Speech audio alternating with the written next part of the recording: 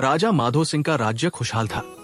उनके शासन में लोग सुखी थे, लेकिन किले के अंदर एक भूल भुलैया थी, जिसे श्रापित गलियारा कहा जाता था। लोगों का मानना था कि वहां जाने वाला कोई भी व्यक्ति कभी वापस नहीं लौटता। राजा का बेटा राजकुमार वीरेंद्र साहसी और जिज्ञासु था। वो हमेशा उस भूल भुलैया के बारे में सुनता और सोचता, क्या सच में वहां कुछ रहस्यमय है या ये सिर्फ एक कहानी है। एक दिन उसने राजा से पूछा, पिताजी, क्या मैं भूल भुलैया के अंदर जा सकता हूं? राजा ने सख्ती से मना करते हुए कहा, वो जगह श्रापित है बेटा, वहां जाना मना है। लेकिन राजकुमार वीरेंद्र को यह बात चैन से नहीं बैठने दे रही थी। एक रात उसने अपने मित्रों के साथ भूल भुलैया में जाने का फैसला किया। चांदनी रात थी और किले का माहौल शांत लेकिन डरावना था। उन्होंने मशाले लेकर भूल भुलैया में कदम रखा।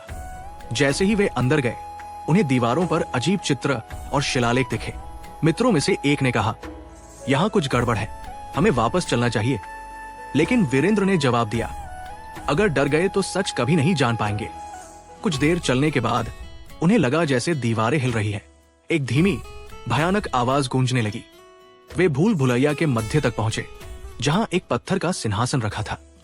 जैसे ही राजकुमार ने उस पर हाथ रखा, एक तेज हवा का झोंका आया और उनकी मशाले बुझ गई। अंधेरे में एक डरावनी आवाज सुनाई दी, जो यहां आया है वो वापस नहीं जाएगा। उनके दोस्त डर के मारे भागने लगे, लेकिन राजकुमार को लगा जैसे किसी ने उसे पकड़ लिया है। किले में शोर सुनकर राजा माधो सिंह को घटना की जानकारी मिली। उन्होंने तुरंत अपने पुजारियों को बुलाया और भूल भुलैया के पास पहुंचे। पुजारियों ने मंत्र पढ़े और काफी प्रयासों के बाद राजकुमार को बचाया गया। लेकिन वो बेहोश था और बार बार कह रहा था, वो सच में यहाँ है, भूल भुलैया को बंद कर दो। अगले दिन राजा ने आदेश दिया कि भूल भुलैया को हमेशा के लिए बंद कर दिया जाए। लोग कहते हैं कि वो श्रापित जगह आज भी वहां मौजूद है और रात के समय वहां से अजीब आवाजें आती है।